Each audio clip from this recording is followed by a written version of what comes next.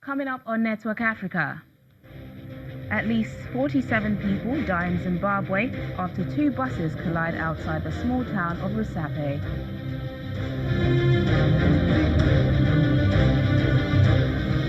Former leader Andre Rajoelina leads early results in Madagascar's presidential elections.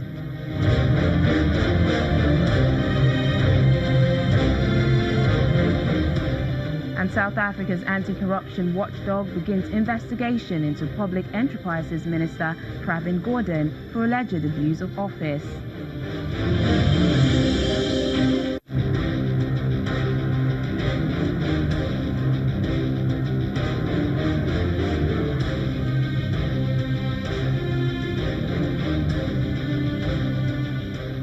Hello and welcome to the program. I'm Teniola Shobowale. We begin in Zimbabwe, where at least 47 people have died in a crash involving two buses near the Rusape Tollgate. According to official reports, 45 people died on the spot at the General Hospital. Officials are appealing to the public to come to the hospital and identify bodies of their loved ones. 61 people were also injured in the accident. Meanwhile, Minister of Local Government, Public Works and National Housing, July Moyo, has consoled the bereaved families, saying the tragic loss of life is unacceptably high. Joining us now to discuss more on this is Zimbabwean journalist Nigel Yamatumbu. Thank you for joining us, Nigel. Yes, it's my pleasure. Give us an update on the situation.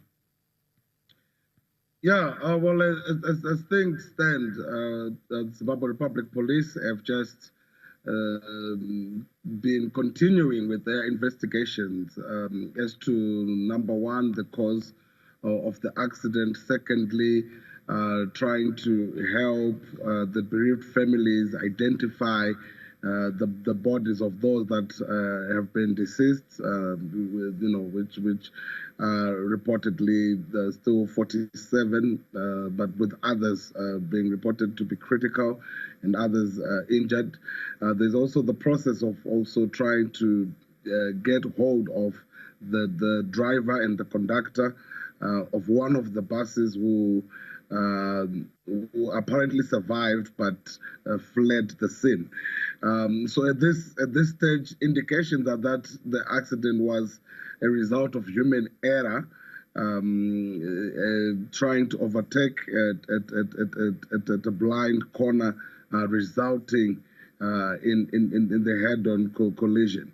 So at this stage, police are still to issue yet another statement. Government, outside of the statement issued consoling the families, have not really come out to pronounce it as a national disaster, which I generally feel, under the circumstances, should be termed one.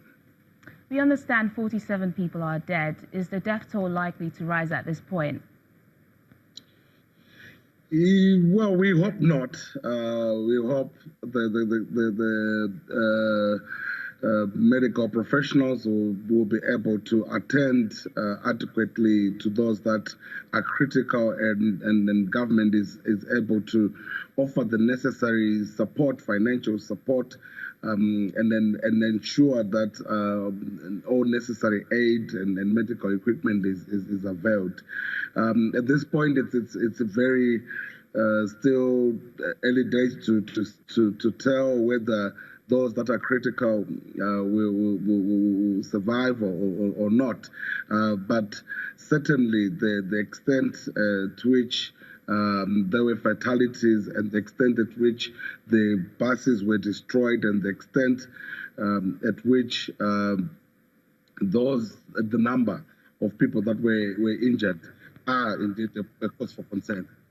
Nigel, you mentioned speculations that this is due to human error. Is anyone likely to face sanctions for this? Yeah, I would definitely think so. Our laws provide, because if it's because the driver was obviously trying to overtake, number one, at a blind corner, which is something that is not allowed, and it was a continuous white line which according to the traffic rules is not actually supposed to be straddled, or you are not supposed to overtake. So definitely there was some form of breaking the law that occurred, and perhaps that explains why the driver had to leave the scene, had to flee the scene, because there is definitely culpable homicide that will be charged by the state. So chances are high that they will be able to locate the driver, and certainly he will have his day in court, and then with all the necessary witnesses, the survivors, and then so on. Let's take a look at figures now. The country's Traffic Safety Council says Zimbabwe experienced a 10% increase in road traffic accidents in 2017. What is the government doing about this? It's a serious concern. Actually, these are 2017 statistics. Even for 2018, already they have surpassed the 2017 figures. And what has been going on in the country, insofar as government is concerned, has been trying to have a multi-stakeholder approach that would involve predominantly the Zimbabwe Republic Police, the Safety Council itself, and those that are in the business of transporting the public service transport, which all stakeholders are coming pretty much together to try and ascertain. Most of those road traffic accidents are a result, number one, of human error, but also our roads have really dilapidated and need serious infrastructure development, and also we have a lot of unroadworthy vehicles that are driving around the country. So it's really something that government is now pretty much seized with, and we hope that it would then reduce carnage, because during the festive season, which we're about to enter, we normally witness an increase in upsurge in the number of these road traffic accidents. Zimbabwean journalist Nigel Yamatumbu, thank you for joining us on Network Africa. Sure. Back here in Nigeria, the Prince of Wales, Prince Charles, has honoured Nigerian fallen heroes by performing the laying of wreath at the National Cemetery in the nation's capital, Abuja. The ceremony is in remembrance of Nigerian servicemen who died in the First and Second World Wars, also in attendance at events where the service chiefs and the Minister of Defence. Since his arrival in Nigeria for a 3-day visit, Prince Charles has engaged in numerous activities both in Abuja and Lagos. On arrival on Tuesday, he, alongside his wife Camilla, the Duchess of Cornwall, met with President Muhammadu Buhari at the presidential villa, and later that day with some prominent traditional rulers in the country. While in Lagos yesterday, Prince Charles was at the Naval Dockyard in Victoria Island, where he was honoured by the Nigerian Navy. He also met with the business and art communities in Lagos. Vote counting is underway in Madagascar's presidential poll, with former leader André Rajoelina commanding a slim lead in early results from a small number of polling stations. Preliminary results from the Independent National Electoral Commission, released from about 100 polling stations, showed Mr. Rajoelina ahead of his two main rivals with 44.4% of the vote. The poll pits him against incumbent President Harry, who is seeking a second term in office. Voters are eager to get a winner who will tackle the island's problems, including unemployment and corruption.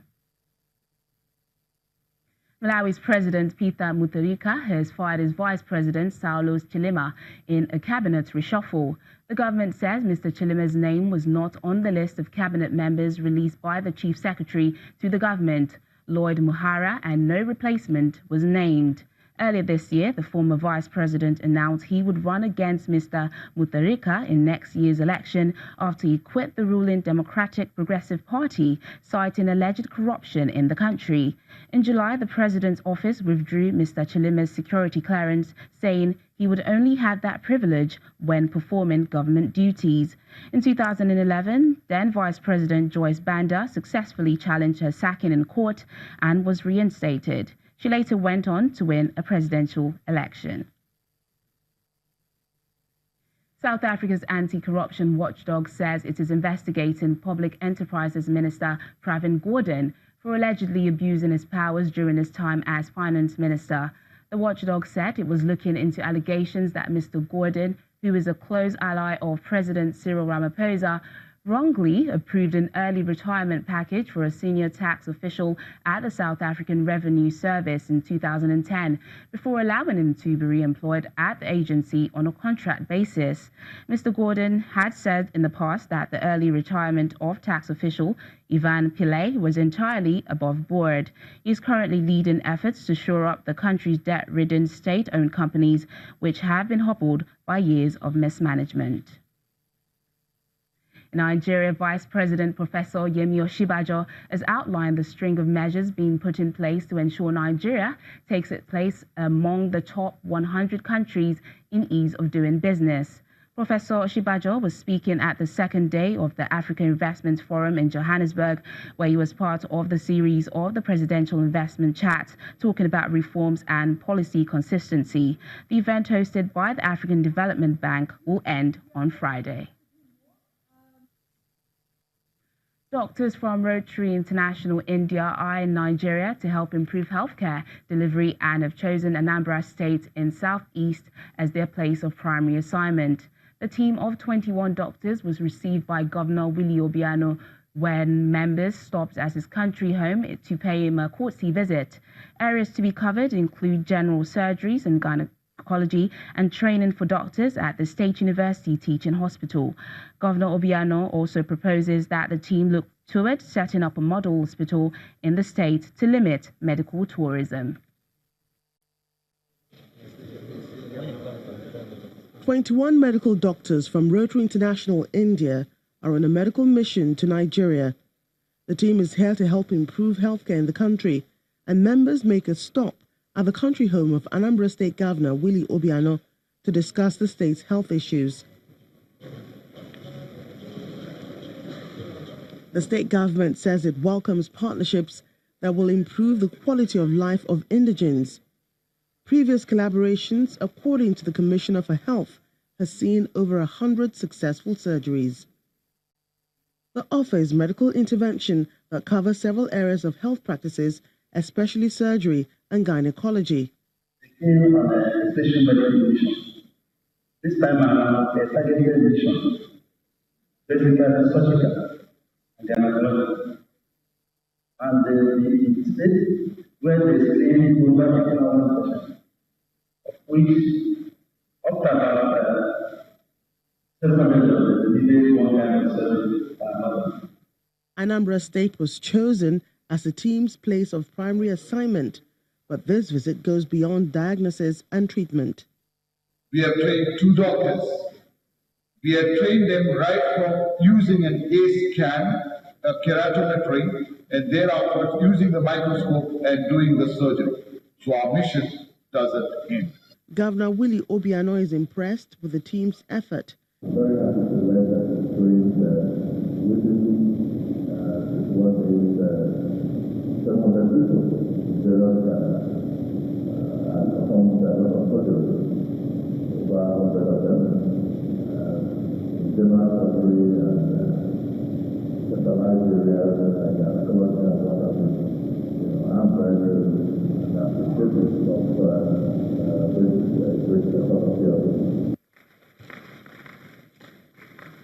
The team, in appreciation, hands gifts to the governor to seal up the collaboration, which is expected to improve healthcare delivery in the state.